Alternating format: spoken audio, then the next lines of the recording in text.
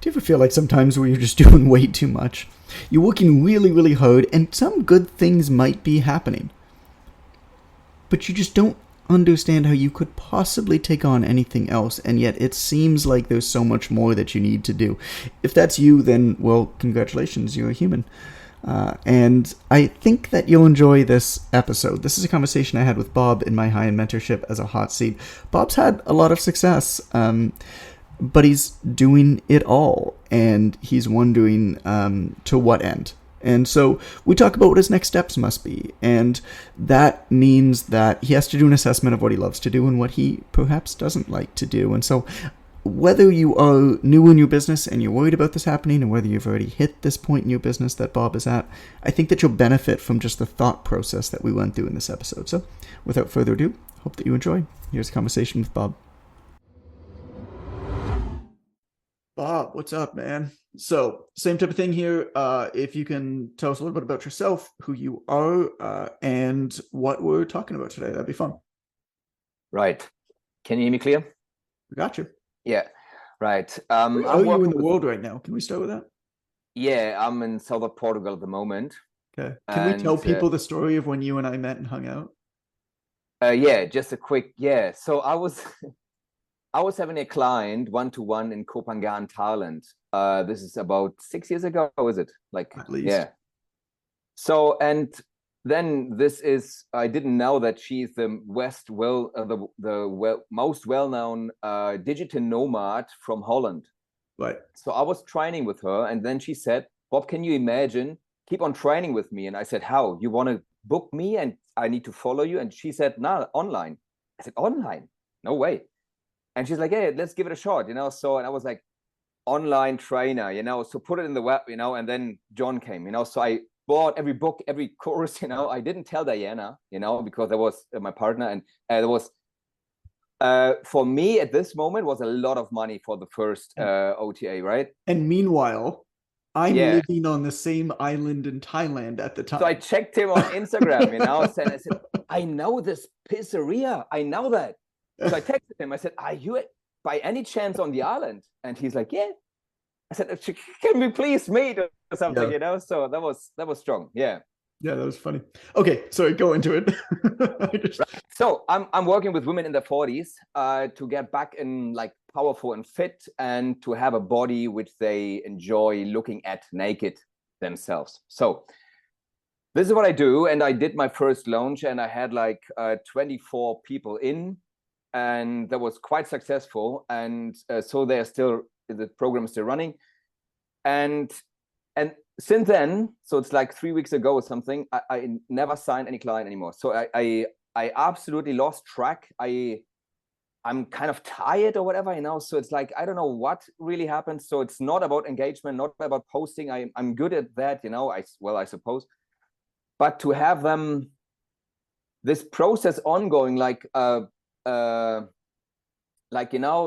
DM, get a phone call, get an enrollment call, done, so sign them in. So I somehow there's a blockage or something, so I absolutely don't know what to do really. So I started the challenge. So I have like 50 people in the challenge now. It's day 2 of 7. So people are happy, so I feed them with whatever. I have so much stuff, so everything. But I don't have a sign-in anymore. So I don't know what's going on at the moment. So you have people going through the challenge. I mean, it sounds like you just have a lot going on. Like there's only so much that you can do. It sounds like you just have a lot going on. Would it help to almost like section off your times? So you have, you sign up a new client, you sign up, it's similar to kind of what we do in this mentorship, where new people start the first Monday of each month. And that just allows us to align our training and to align our resources and kind of organize it. Now, I mean, we're different because we do have a sales department, but even if we didn't, it sounds to me like you have a lot of success, which is great. You have 24 clients, you have 50 people in a challenge right now. Plus you're doing content and you're worrying about marketing and signing new clients. Yeah. It's just too much for one human. Yeah. So, but still, I don't get to the point where somebody says, hey, can we have or well, I am not even offering anymore at the moment, so I'm really like, I'm even like kind of tired of that, so I'm like, oh man, I know you can't do any sports because you blah blah blah, so man, so this is sometimes I'm getting like a bit of a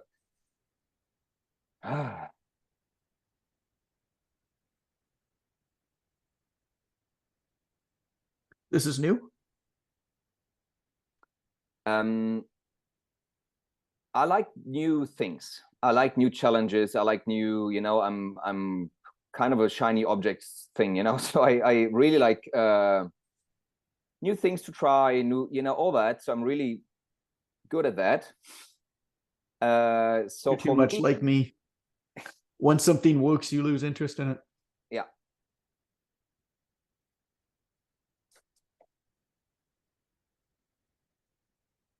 Are there any parts of what you're doing right now that are firing you up, that are really energizing you? Any parts of either it's the training, whether it's the content, whether it's the marketing, the sales, any one part?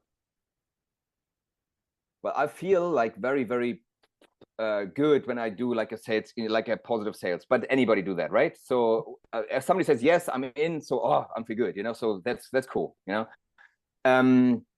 what I like is to educate what I still, so I love to see my face on the camera and say, hey, whatever you do it this way, or, so I like to, well, I don't know if that's educating people, but I like to talk to people, lots of people, so this is what I'm good at.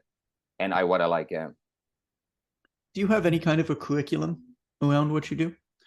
Or is it different for every client? You mean the process? Yeah. Nah, it's all the same. So we have like a chat, we have a phone call, and I put them in. Yeah. What about the actual training? What about the actual training that gets in the results? Is that in any way standardized or put into any process that somebody else could deliver? Absolutely. Yeah. So I have like four different types I created, so absolute beginners, very big people, kind of fit people, and very fit people. So I have different programs and I see them, so I do like a little 15 minutes course. So I let them do some exercises in there, and I and then I know, okay, you are this type of person, because I just do animal movements and stuff. No gym. Do you have any past clients that you think could make good coaches? Yeah. Ah.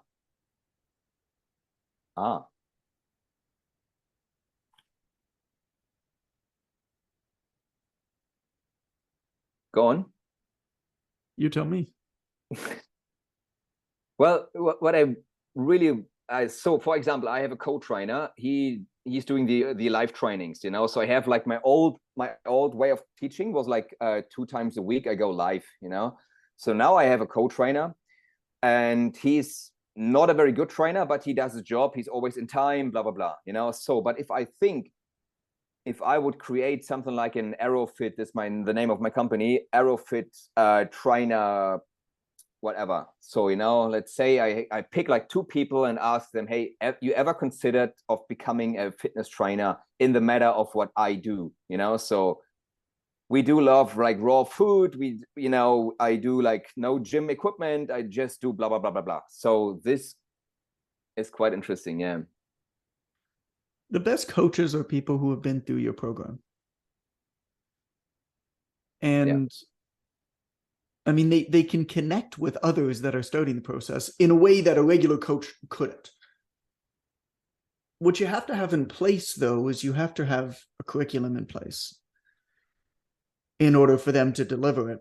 And you have to have a process in place for them to individualize those materials, right, to the person. And you might not have a lot of that in place when you first bring on your first coach, but every time that somebody comes in and presents with something new, the coach will ask you, they'll say, hey, what do I do here? or you have a standardized meeting once or twice a week or whatever, and they'll bring to you, hey, there's these 3 clients, this one presents with this one, what do I do, right? And then what you do is you actually continue to build out that IP so that over time, the coaches can still ask you for your expertise at any one point in time, but they're probably going to kind of never have to. Pretty much the only thing that Jason needs to ask me these days are like really deep, like personnel issues. But beyond that, I mean, we're many years into this process. Just let me ask one question, because my face and my kind of speaking, because I'm from Berlin, I have rough speaking kind of, so, and so this is all very unique, so this makes all of us trainers here, so everybody has his own thing. But if I market myself, this is my brand, right? So how do I get how can I bring it on the streets to say, hey, this is still AeroFit, but this is my co-trainer now, and how do we do that? How long have you been in this mentorship? January. How many times have you spoken to me? First time. Gotcha. I mean, it's like it's your materials, right? It's your IP, it's your way of doing something, which is what my hope is appealed to you, is what attracted you, is what attracted everybody here, is my way of doing something. And also like my trust, like it's my name behind this, which I hope means something. But it doesn't mean I need to be the one talking to you. It could mean that you do things like hot seats, or you do things like group calls every once in a while if you want to teach. But it's a very common worry amongst trainers that, hey, people are coming and they're buying me and I'm the one who's special. And then when they realize that none of that's true, it's a huge kick to their ego nuts, because they realize that it's just simply not the case. I mean, it's like I kind of want like a big part of me almost wants it to not be the case, wants it to be like, oh no, it has to be John, but like it clearly doesn't. And I think it's the same way with yours. You'll be the face of it. 100% you'll be the face of it. But you don't need to be the one delivering the day-to-day at all. And the way to do that is to take the materials you've already put together. It sounds like you have most of it. And make sure that it's a curriculum so that when you accept people in, and part of this, of course, is choosing your clients really well. But so that when people come in, a new coach will be able to say, okay, you're identified to be in whatever block B, right? Like you're this type of person, and then you're unique. And so because you're unique in this way, in this way, in this way, here's how we individualize it. Or your coach might say, hey, Bob, I got a question about this person. Like, it's not really accounted for. I don't really know what to do. And then you jump in. And over time, you'll have to jump in less and less and less. And what that does is that frees you up to do what I think actually is the most important part of it, which is to show up as the face. Because at the end of the day, it's the face that's going to sell the thing. And if you don't sell the thing, you can't serve anybody. But also, I think that the stronger the face is, the more trust there is. I think the more trust there is, the more adherence there is. I actually think it's really important to have a really strong face to something. I think what's missing a lot of the time is the face, and personal brand. And you also said that you like the selling. I mean, the sales calls are fun. Like, what did Ren say on our podcast? He said, the onboarding of a new client is both the first date and the honeymoon. Like you're never going to be higher than that point. And so the higher you can set that point, that's the most excitement, right? That's where somebody's going to be the most amped up, is going to be when you actually first sign them up. It's actually the most fun as a coach, because the person is like super committed, and then they start doing the work and they're like, wow, this is hard. But you have that. And also I mean, it goes without saying, but I mean, the most important function of any business is the marketing, the sales of the business. And that's the last thing, if ever, that the owner of the business should offset. Right. Especially if you enjoy it. So, I mean, it sounds to me like that's where you're at, man. John here again. Thank you so much for listening to that. Hope that you enjoyed it. Hope that Bob's story is inspirational to you, but also educational in terms of how you decide what to do and what not to do yourself. Before you go, I want to recommend another episode for you to listen to. Before I do that, though, real quick, this conversation was a part of my high-end mentorship. This is where we take coaches who are already doing at least $1,000 a month, fitness, nutrition coaches, and we help them scale. So if that's something you might be interested in or even a little bit curious about, go on Instagram. I'm at It's Coach Goodman. Send me a DM that just says mentor, and we're happy to have a conversation about it. Now, if you're looking for another episode to listen to, I recommend episode 33. This episode is called The Other Side of Inspirational Stories. And this episode came about because I was at an event and I noticed that all of the speakers, there was 13 speakers at the event, and they were all talking about, the funnels that they're doing and all these amazing things that they're doing in their business. And then I kind of took a step back and I was like, none of these people have kids. And then I actually looked at it, and actually 2 out of 13 of them had kids. And I'm not saying that you should or you shouldn't have kids. I'm not downplaying any of those things. All that I'm bringing up in this episode, and there's a whole bunch of other examples, is the importance of inverting stories that you hear and looking for the information that isn't there. Because oftentimes that information is an important data point.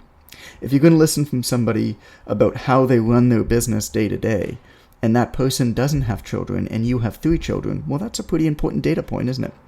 And so this is episode 33, The Other Side of Inspirational Stories. I really hope that it helps you.